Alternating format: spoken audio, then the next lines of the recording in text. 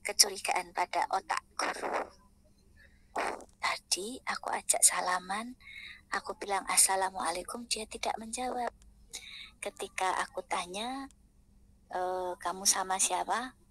Nggak jelas suaranya. Mama, gitu kan? Mama.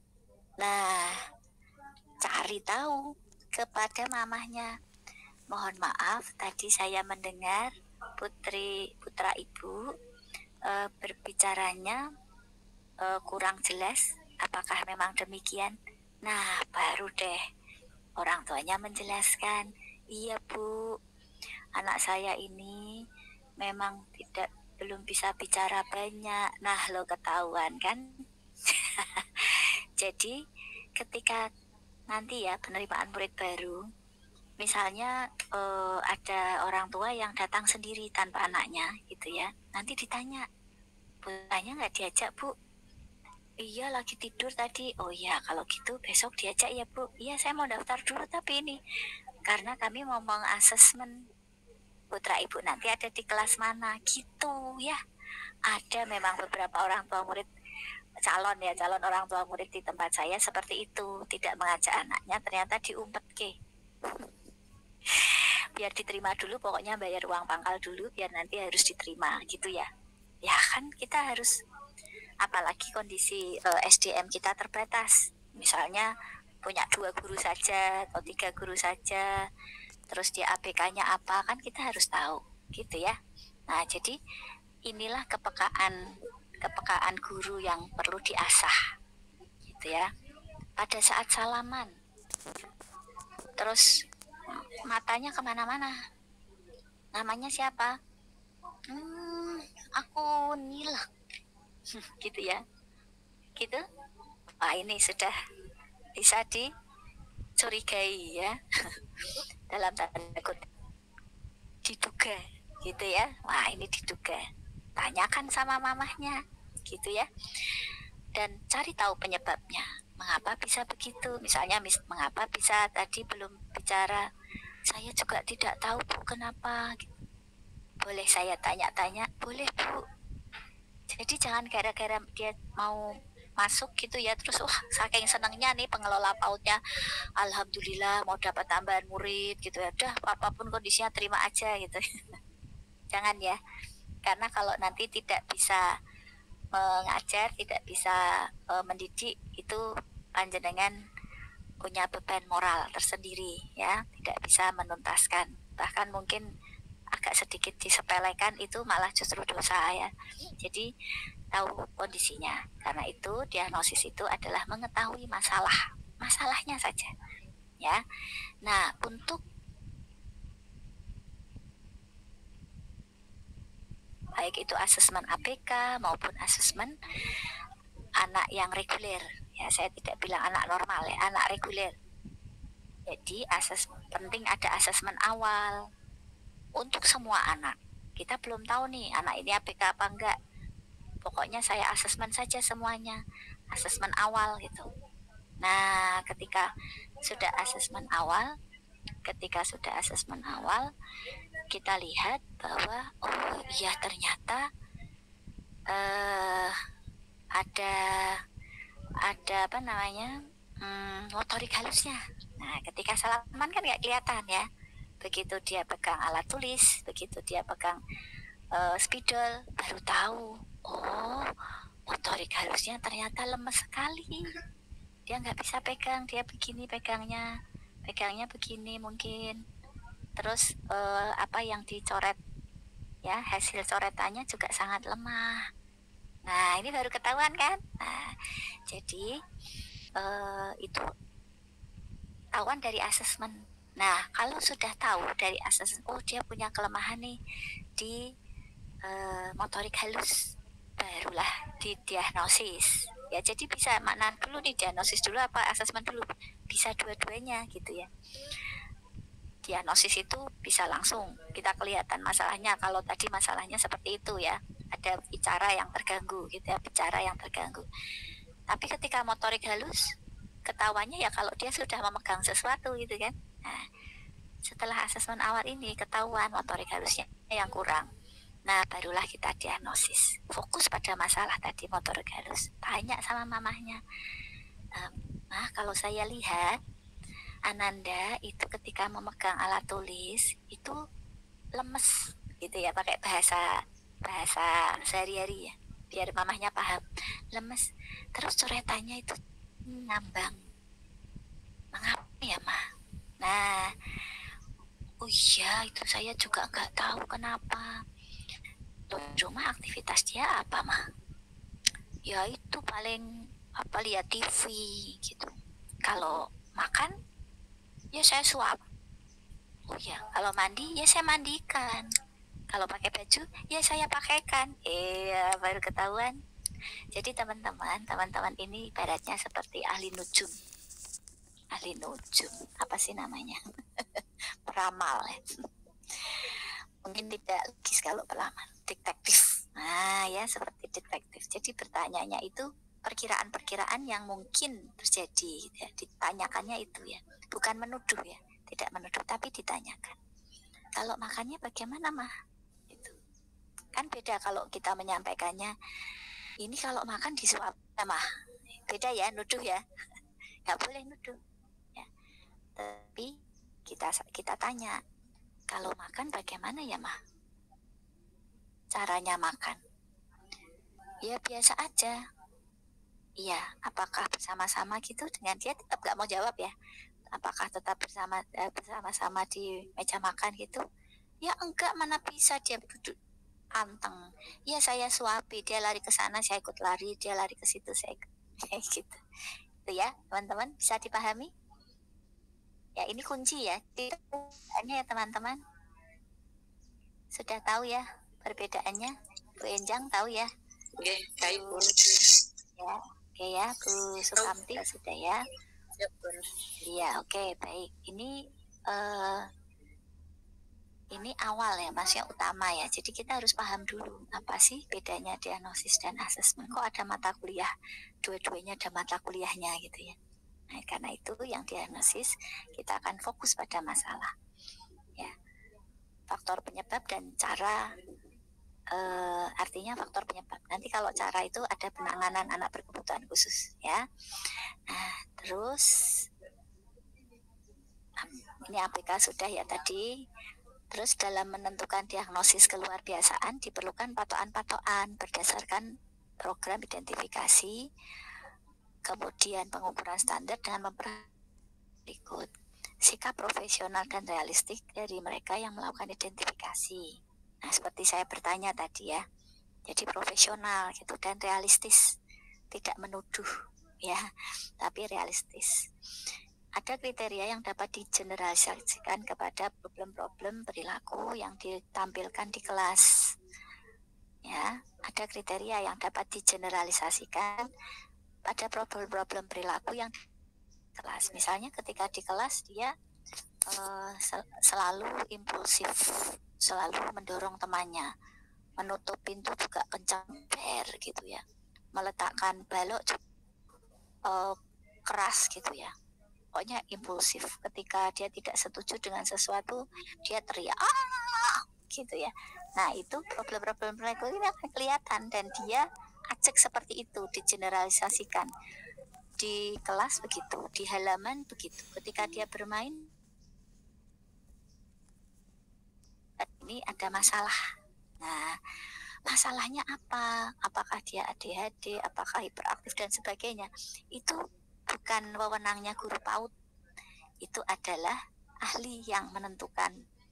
Ya, spektrumnya berapa, autis spektrum berapa, itu enggak, guru PAUD tidak dibekali ilmu itu, tetapi hanya mendiagnosis saja ada sesuatu masalah. Nah, dari catatan buku ini silakan untuk dibawa oleh orang tuanya ke ahli gitu ya. Misalnya tadi Ananda ketika bermain di kelas sering mendorong temannya, meletakkan mainan, dilempar gitu ya, terus menutup pintu keras gitu ya, dengan dibanting didorong dengan keras gitu ya. Kemudian ketika keinginannya tidak diikuti, tidak dipenuhi, dia akan teriak-teriak. Jadi tulislah apa yang kalian lihat dengan mata kepala, realistis ya. Itu ya nomor 1 tadi, realistis. Jadi jangan terus disimpulkan, oh anak ini hiperaktif. Tidak, belum tentu ya. Oke. Kemudian diagnosis tidak boleh terbatas, tujuannya hanya untuk memberi label. Nah ini ya tadi ya, autis, ADHD, terus apa lagi, Asperger dan sebagainya, speech delay, nggak boleh ya. Diagnosis tidak boleh terbatas, tujuannya hanya untuk memberi label dan melakukan klasifikasi kekhususan. Wah ini speech delay nih ya, ini berarti bareng sama yang speech delay gitu ya, tidak seperti itu. Tetapi yang terpenting harus dapat menentukan karakter dari masalah atau penyebab dan bentuk penanganannya yang sesuai. Jadi kita harus cari penyebabnya. Speech delay, penyebabnya apa? Cari sampai ketemu. Kalau penyebabnya nggak ketemu, penanganannya akan bisa salah gitu ya penanganannya, karena penyebabnya nggak ketemu. Jadi misalnya speech delay tadi bicaranya gitu kan, itu ini gitu, padahal udah 3 tahun ya ini. Wah ini ada gangguan nih bicara gitu ya. Nah kita cari penyebabnya, kalau perlu ke dokter anak, ke dokter bedah mulut, ke dokter gigi ya, ke fisioterapi atau ke psikolog gitu ya. Tapi kalau masalahnya ada di fisik memang ke dokter ya, tapi kalau masalahnya di perilaku bisa ke psikolog gitu ya. Setelah ketemu penyebabnya, misalnya tadi yang bicaranya tidak jelas, penyebabnya apa? Orang terus laporan sama guru, oh Bu ternyata penyebabnya itu lidahnya pendek.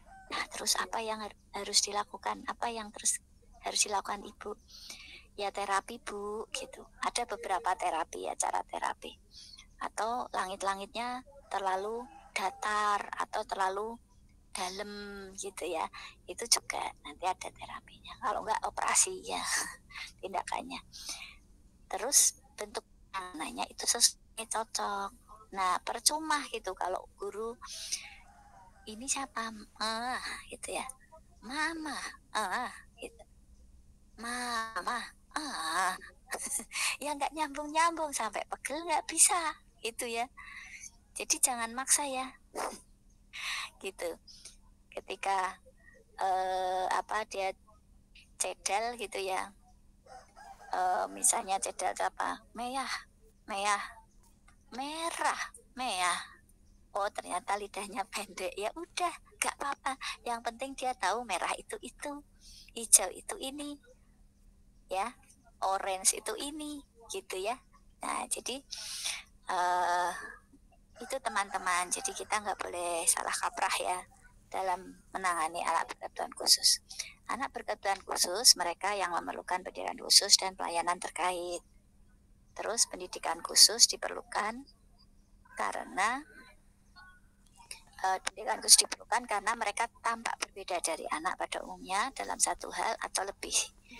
Gangguan atensi, gangguan emosi atau perilaku, kemudian fisik, hambatan berkomunikasi, autis ya, traumatik dan seterusnya, hambatan pendengaran, hambatan penglihatan dan seterusnya. Baik, materi pertama sudah disajikan. Oke, saya stop share. Ya, silahkan kalau ada yang ingin bertanya. Bu Kartika. Oke, silahkan Bu Kartika. Bu Karlita, mohon maaf Bu. Sorry Bu Karlita. Iya Bu Karlita. Oke. Terima kasih untuk kesempatannya Bu Nila. Yang ingin saya tanyakan mengenai diagnosis ABK ini, nggih. boleh tidak sih pun kita sebagai tenaga pendidik itu memberikan diagnosis kepada anak didik kita di sekolah, sedangkan kan setahu saya yang bisa memberikan diagnosis itu kan tenaga ahli. Nah, kalau kita sebagai pendidik itu boleh atau tidak? Karena saya pernah punya pengalaman Bunda di sekolah. Jadi kebetulan tahun ini. Jadi kalau dari segi pengamatan kita, karena kita sering melihat kesehariannya, nggih, itu kalau saya pribadi itu karena dia itu memiliki kebiasaan yang katakanlah tidak umum begitu nggih Bun nggih. Tapi kan saya tidak berani untuk mendiagnosis karena takutnya kan salah begitu nggih. Kemudian saya coba konsultasikan dengan bidan sekitar yang saat itu ada jadwal juga di sekolah kami. Kemudian saya coba konsultasikan dengan Bu Bidan tersebut, tapi Bu Bidan tersebut menyampaikan bahwa itu masih dalam tahap normal begitu Bu. Nah, yang ingin saya tanyakan, apakah boleh kami sebagai tenaga pendidik biasa itu memberikan diagnosis kepada peserta didik kami, atau sebaiknya itu diserahkan kepada tenaga ahli saja? Terima kasih Bu Nila. Oke, baik, pertanyaannya luar biasa, bagus banget ya. Terima kasih Bu Karlita ya. Oke, baik. Sing resen akeh banget ya. Bu Ririn jangan resen dulu ya. Kalau resen itu curhat biasanya. Oke, baik. Guyon lu Bu Ririn ya. Jangan sebel sama Bu Nila ya. Oke. Baik, Bu Karlita, pertanyaannya bagus banget. Teman-teman, kalau guru PAUD tidak boleh mendiagnosis, maka tidak ada mata kuliah diagnosis anak berkebutuhan khusus. Itu malpraktek berarti. Tapi kenyataannya ada, dan itu sudah disahkan oleh Asosiasi Dosen PG PAUD seluruh Indonesia. Ya, kami ada asosiasinya, dan itu boleh. Nah, sebatas mana? Sebatas apa yang diketahui, sebatas apa yang dilihat tadi, realistis tadi. Apa yang dilihat itulah yang dicatat. Justru pendidik PAUD itu harus membantu para ahli untuk mendiagnosis awal. Nah, itu namanya diagnosis awal. Tidak pakai ilmu yang tinggi-tinggi, tetapi apa yang kita lihat, terus apa yang kita tanyakan kepada orang tuanya tentang riwayat dari anak ini atau kondisi di rumahnya. Justru kita itu membantu para ahli itu. Nah, kita nggak boleh memutuskan bahwa anak ini speech delay seperti tadi yang sudah saya sampaikan, bahwa anak ini autis. Setelah saya diagnosis anak panjenengan autis, waduh, itu malpraktek. Nggak boleh. Yang boleh kita lakukan, mencatat permasalahan, penyebabnya, belum sampai jalan keluar, karena nanti jalan keluarnya itu dikolaborasikan dengan ahli ya. Jalan keluarnya belum ya, misalnya tadi speech delay, gitu kan. Kita mau maksa nih, mama, gak bisa, karena masalahnya belum terpecahkan, gitu ya. Nah, yang bisa kita lakukan ya ngomong wajar aja gitu. Nah, jadi boleh kita mendiagnosis, tapi diagnosis awal. Ya, apa yang kita lihat, apa yang kita dengar, apa yang kita rasakan, kita tulis. Nah, setelah itu tanya sama orang tuanya, mengapa anak Pak putra panjenengan ini suka di sini di di kelas tadi putra panjenengan itu mendorong siapa, terus kemarin besoknya lagi cerita lagi, hari ini mendorong ini, besoknya lagi hari ini mendorong itu, ganti-ganti yang didorong ya. Terus ketika menutup pintu juga didorong, putra panjenengan sepertinya senang dorong-dorong ya Bu gitu. Buat mancing, santai aja, jangan tegang ya. Kalau sama orang tua itu, kalau tegang nanti dia menghindar ya, dia akan ngeles, akan berbohong. Ya santai aja gitu ya. Nah, jadi teman-teman gitu ya Bu Karlita ya. Jadi tidak apa-apa, kalau nggak boleh ya tidak ada mata kuliah diagnosis dong gitu ya. Iya, makanya kan kita Ya, dan rekan-rekan yang lainnya itu rada bingung juga Bu, karena kan mungkin ibu bidan itu kan hanya melihat sekilas saja, berbeda dengan kita yang ya. melihat hanya. Oke, makanya ada sanksi Nanti juga. Nah, akhirnya kita lihat kurikulum bidan ya. Kurikulum barangkali kebidanan otak itu saya apa? Diajarin diagnosis yang rinci ya, karena ada tesnya juga loh, gitu ya. Nah, kita kan nggak punya alat tesnya ya. Nah, jadi kalau memang Bu Bidan itu seolah-olah sudah bisa tahu gitu ya, oh ini tuh anak ini gitu. Jangan percaya ya, tanyalah pada yang lebih ahli. Kalau perlu ya makanya kan akhirnya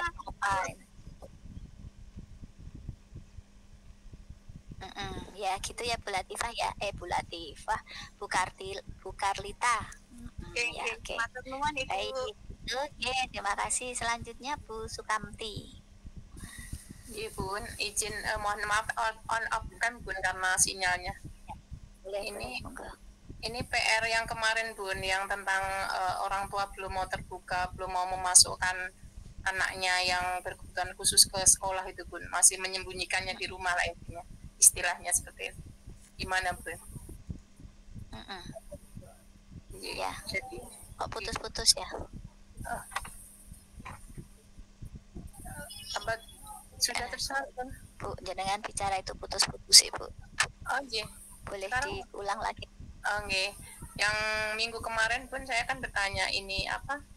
Ada anak usia sekolah TK di daerah kami itu, menurut cerita tetangga sama kakaknya kan kebetulan ngaji di rumah saya, terus adiknya itu lulus, cuman orang tuanya itu belum mau tidak mau menyekolahkannya gitu Bun. Kalau udah kami deketin, udah kami ajak ngobrol, tapi tetap belum mau menyekolahkannya seperti itu. Solusinya diagnosis awalnya apa? Saya sebagai pribadi belum bisa bertemu dengan anaknya secara langsung. Menurut kakaknya kan ngaji di sini, jadi katanya belum bisa ngomong, sudah usia hampir 7 tahun belum bisa ngomong. Terus kayak memang nggak pernah dikasih keluar rumah gitu. Karena malu mungkin orang tuanya ya. Ya, jadi gini. Kalau ini masalah bicara dari hati ke hati, ya, bicara dari hati ke hati. Teman-teman, kita itu guru PAUD itu sepertinya seperti setengah dewa ya, harus bisa segalanya gitu ya. Jadi kalau Bu Sukamti menemukan hal tersebut, kalau Bu Sukamti diam aja rasanya kayak apa Bu Sukamti? Ya kayak ada sesuatu yang apa, kayak tanggung jawab kami sebagai guru itu kayak nggak terlaksana. Betul. Jadi merasa bersalah ya, merasa berdosa gitu ya. Kayaknya di sini tuh meledak-ledak pengen gitu ya. Karena panjenengan tahu ilmunya gitu. Nah, sekarang bicara dari hati ke hati. Artinya begini, nggak apa-apa dolan aja ke rumahnya, kemudian bicara sama ibunya, dicoba ya Bu, bicara ngobrol aja gitu kan, putranya berapa dan seterusnya sampailah pada anak yang 7 tahun ini. Kok jarang lihat gitu.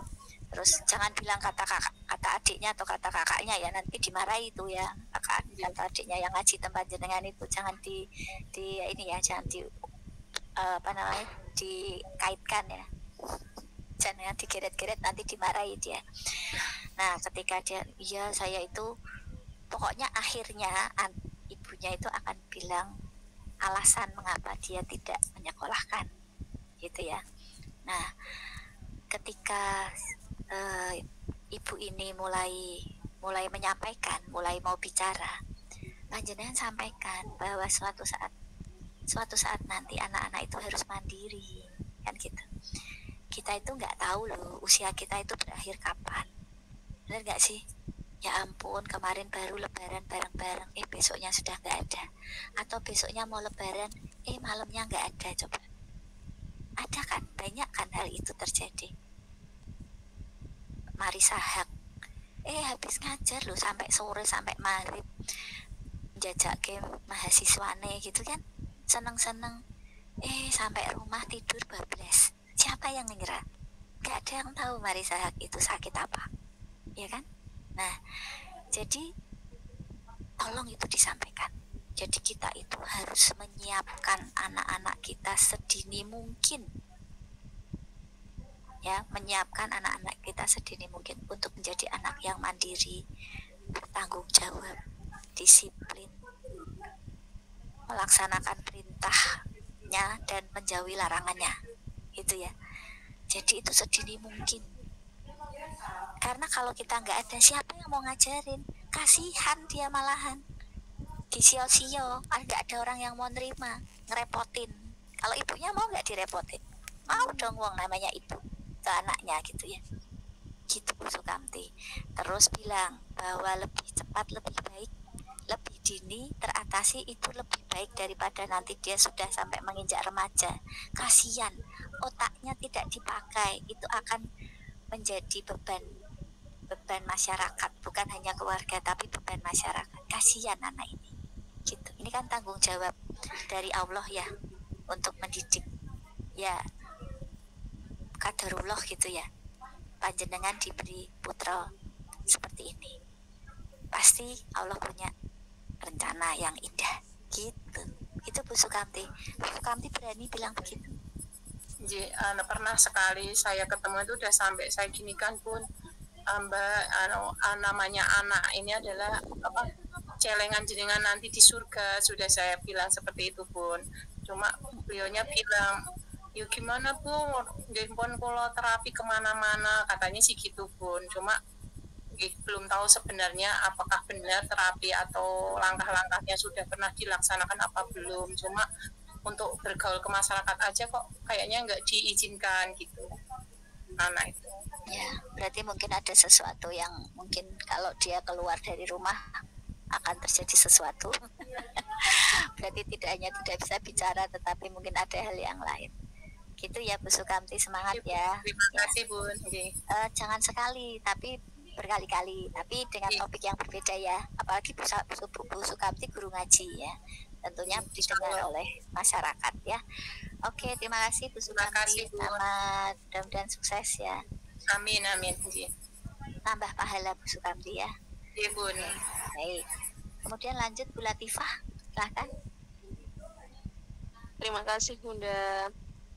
Ini Bun, sebelum Bu Ririn curhat ya Bun, saya curhat dulu. Ini saat sekolah toh? Enggak Bun. Bun, saya sudah jam malahan ini ada Bu Latifah yang mau curhat loh. Ya, curhatnya 1 menit aja, yuk.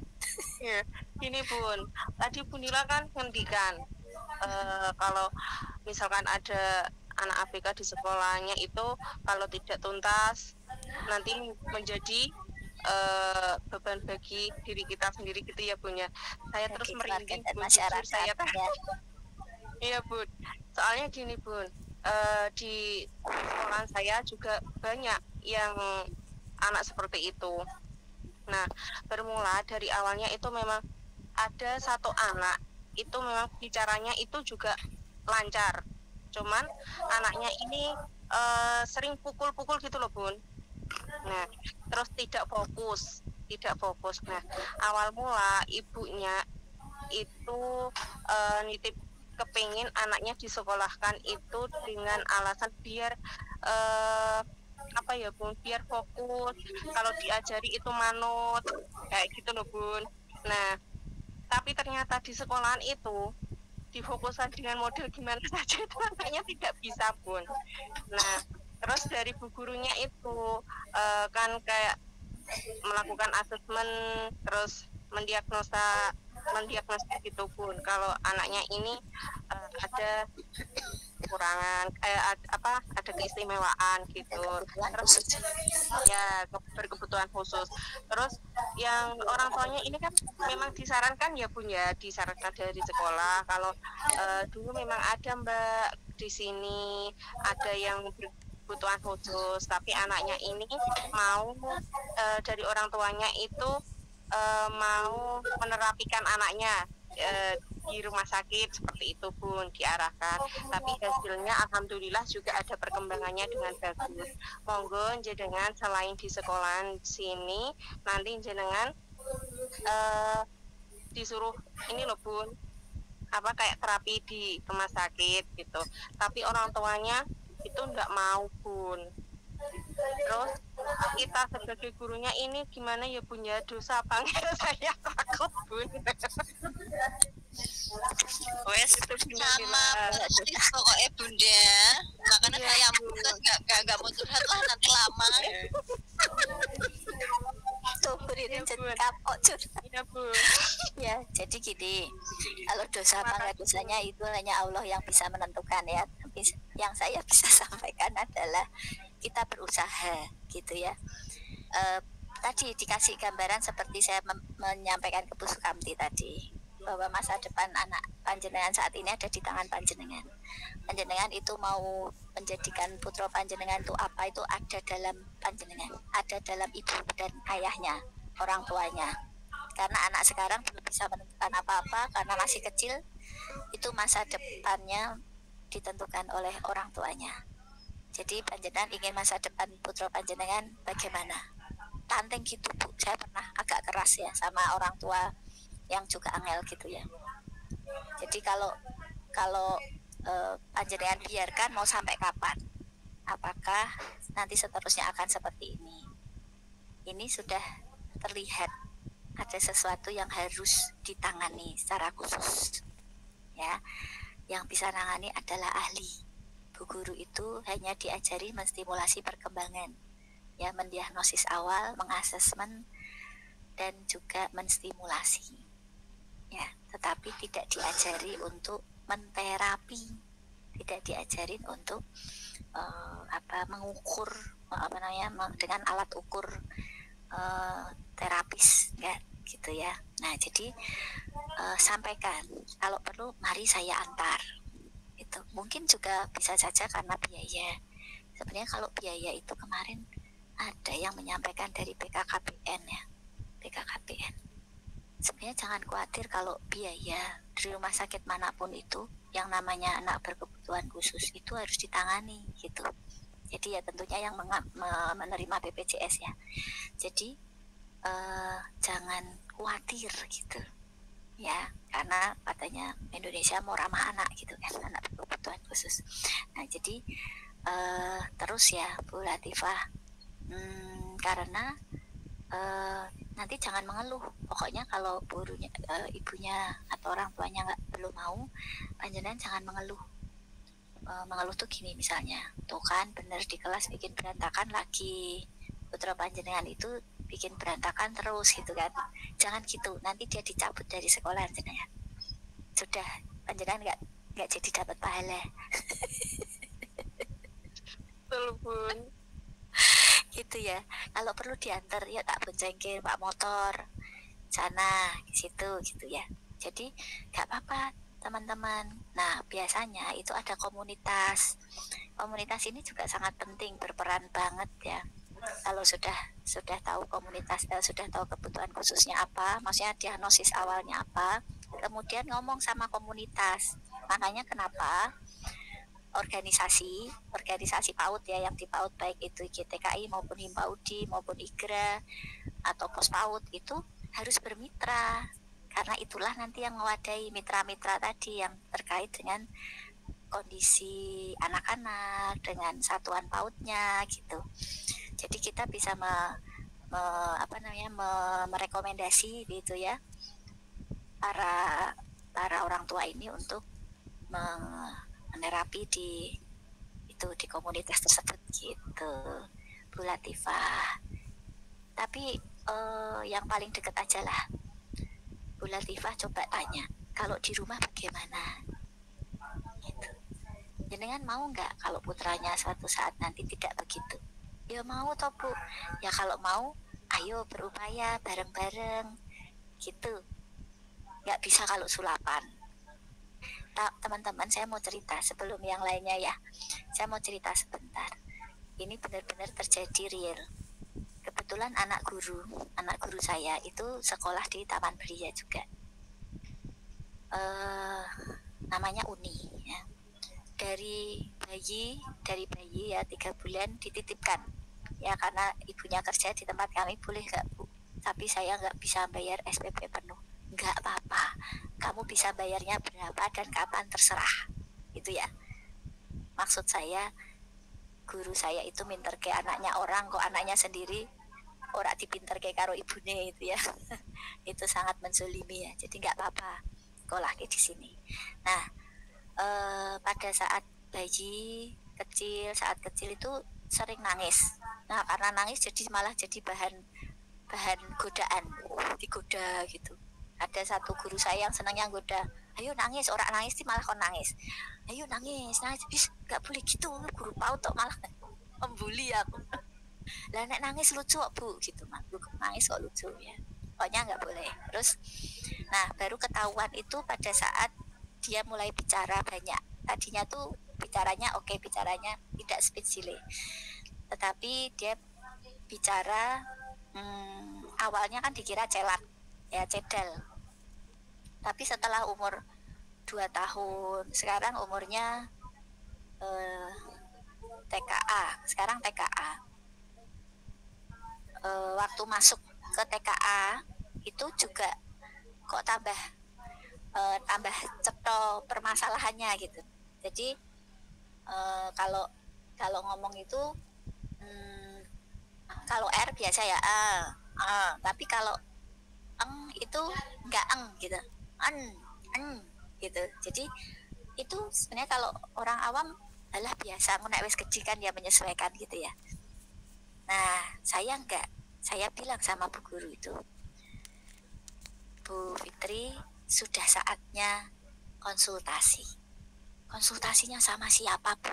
Lah nek BPJS ki tanya sama dokter BPJS-nya, anak saya seperti ini konsultasi kemana? Karena kalau kita yang minta belum tentu dikabulkan gitu ya. Nah terus akhirnya ke fisioterapi. Alhamdulillah itu BPJS murni di Rumah Sakit Bayangkari, nggak bayar ya. Terus di fisioterapi, tapi harus telaten seminggu sekali fisioterapi.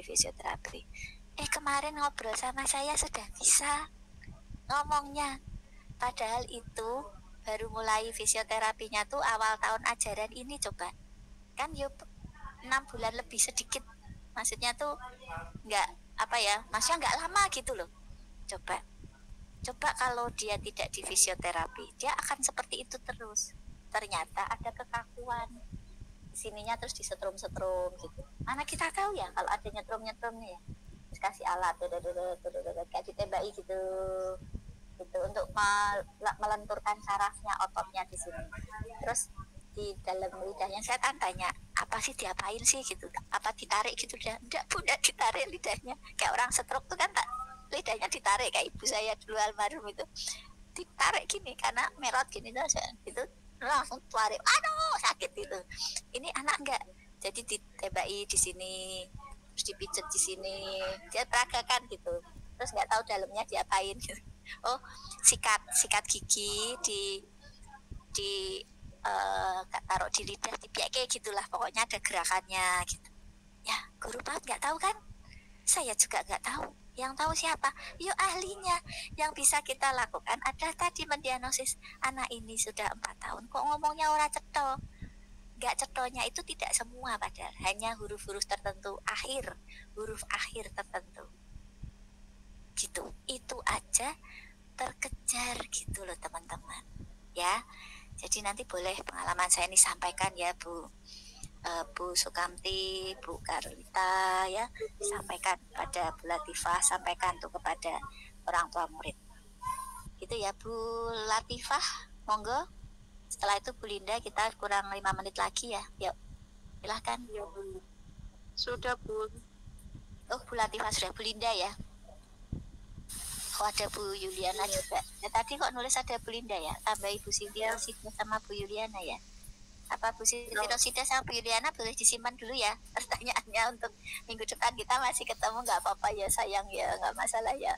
Habis waktunya tinggal kurang 5 menit, takut teman-teman nanti telat masuk kelas berikutnya. Iya kan Bu, kayak Bu Nila harus membuka curhatan ini.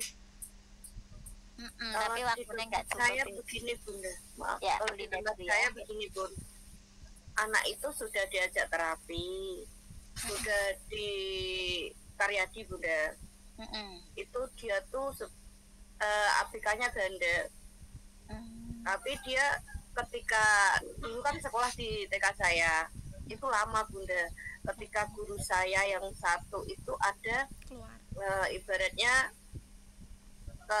kayak pelatihan ABK gitu Bunda, tapi secara daring juga. Setelah itu dia minta diagnosis dari orang tuanya. Setelah itu dia tuh kayak anaknya tidak diberangkatkan sekolah Bunda. Orang tuanya suruh diagnosis. Masnya minta yang dari rumah sakit. Oh, dari rumah sakit. Kan guru saya yang satu itu minta, karena dia kan habis pelatihan kayak gitu. Walah, Dia minta itu, terus anaknya tidak diberangkatkan Bunda. Saya sampai datang ke rumahnya ngereh-ngereh, kadang sampai sekarang pun kalau saya tiap jalan-jalan itu hari Sabtu kan TK kan olahraga gitu Bun, ada jalan lewat depan rumahnya pasti tak ajak. Dia tuh anaknya senang, antusias Bunda untuk sekolah. Tapi karena orang tuanya mungkin sudah gimana ya, kayak nggak terima gitu loh diminta. Atau natine, wah, itu caranya minta bagaimana itu. Begini Bun, kalau itu di luar ini ya, di luar penanganan ABK ya, Bu Linda, ini terkait SDM. Jadi siapapun guru yang akan melakukan sesuatu yang berbeda dari biasanya harus seizin kepala sekolah. Itu kan berbeda. Dia nggak pernah, itu kan tanpa dia nggak pernah minta gitu. Iya, itu nggak izin sama kepala sekolah, langsung ngomong sama orang tuanya. Setelah itu 2 minggu Bunda kita tanya-tanya sama ibunya, ternyata dari pihak satu guru itu minta ke orang tuanya itu, tapi tanpa sepengetahuan guru lain dan kepala sekolah gitu. Makanya dari situ mungkin orang tuanya sakit hati Bunda sampai saat ini. Sama itu gurunya suruh minta maaf tuh sama orang tuanya. Sudah Bunda, katanya sudah. Setelah itu dia setelah beberapa lama dia resign Bunda, dia udah pindah dari TK saya. Terus terus saya gini, setiap kalau ada waktu luang saya datangin. Anaknya tuh masih sama, pengen sekolah gitu Bunda, tapi orang tuanya mungkin masih sakit hati itu Bunda. Kan orangnya udah pindah, bilang ke orangnya tuh pindah. Makanya dari itu saya mungkin kita ambil dari sisi yang lainnya, artinya ayo kan Ananda sudah semakin besar, nanti semakin cepat distimulasi gitu, ben cepat pinter gitu, pakai bahasa bumi ya, membumi gitu ya, nggak usah pakai teori-teori, konsep-konsep ya, pinter biar cepat bisa apa gitu ya, kan seneng toh kalau nanti bisa cepet pinter gitu. Pokoknya gitu ya. Oke, jadi itu kesalahan pada SDM ya. Makanya di tempat saya juga ada kadang miss gitu ya, miss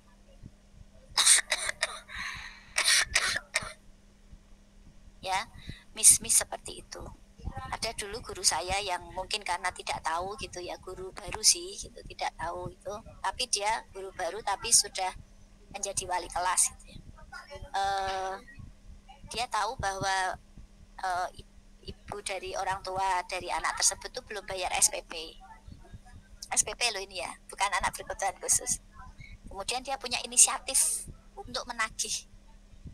Dia guru wali, nggak disuruh sama kepala sekolah, nggak disuruh sama administrasi, dia punya inisiatif nagih SPP. Ibu mohon maaf, ya wis halus banget, mohon sewu, ini mungkin bulanannya yang bulan ini ditunggu administrasi. Oh gitu, dia menemuin administrasi marah-marah. Administrasinya kaget. Saya mohon maaf Bu, ya ini kan harusnya kenapa jadi guru ya, nenek. Saya panggil gurunya itu. Jadi itu bukan wewenangmu, jadi nggak boleh. Yang boleh nagih administrasi hanya orang administrasi, kepala sekolah pun tidak boleh. Karena di tempat saya ada yang administrasi khusus, ya.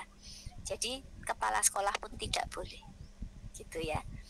Jadi saya pun juga tidak boleh, kecuali wis kebangetan administrasi nih wis nyerah, udah mau lulus nih, nah baru saya deketin satu-satu administrasi, gitu ya. Oke. Baik, gitu Bu Linda, mohon maaf kita sudah persis pukul 15.00. Mungkin teman-teman ada mata kuliah berikutnya harus dibuat. Sampai jumpa minggu depan. Sehat selalu. Besok minggu depan kita curhat-curhat lagi. Assalamualaikum warahmatullahi wabarakatuh. Waalaikumsalam.